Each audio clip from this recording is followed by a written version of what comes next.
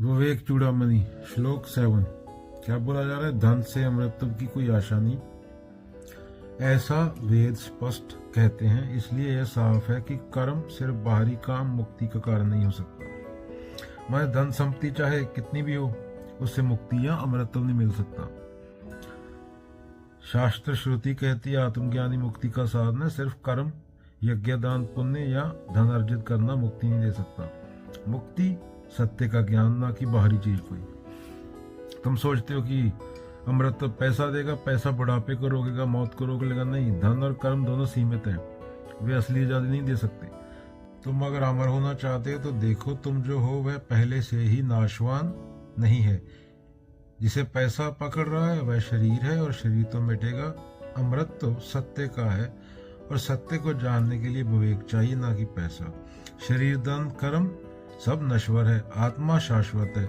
मुक्ति तभी है जब इंसान अपने को धन या कर्म से नहीं, आत्मा यानी सत्य से पहचान ले। बच्चा सोचता है मेरे पास जितनी चॉकलेट होगी मैं उतना ही खुश रहूंगा, लेकिन ज्यादा चॉकलेट खाने से पेट दर्द हो जाएगा। असली खुशी चॉकलेट में नहीं। मोबाइल गेम ले लो, गेम में पॉइंट्स जमा हो गए, बच्चा सोचता मैं जीत गया, अमर हो गया, लेकिन गेम खत्म होते ही सब मिट जाता। पॉइंट्स, पैसा और कर्म, असली जीत गेम से परे होना। जीडीपी वेलबींग से कनेक्टेड नहीं है।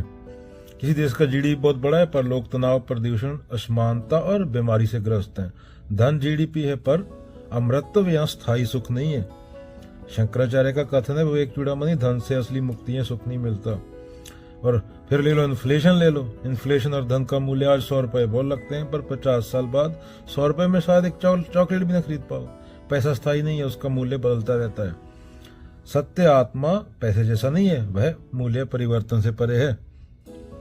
वेल्थ और सस्टेनेबिलिटी, अर्थव्यवस्था बढ़ रही है, फैक्ट्रियां और उपभोग बढ़ रहा है, लेकिन ग्लोबल वार्मिंग धरती को संकट में डाल रही है। पैसा और विकास हमें बचा नहीं सकते, वे उल्टा खतरा बढ़ा सकते हैं। असली अमृतत्व क्या है? जब हम अपनी इच्छाओं और मोह से मुक्त हों और खुद को जाने। शेयर मार्केट में इंसान सोचता है मेरे पास करोड़ों है, सुरक्षित है, लेकिन एक क्रैश आते ही सब मिट जाता है। हर 15-20 साल बाद क्रैश आ जाता है। पैसा अस्थिर।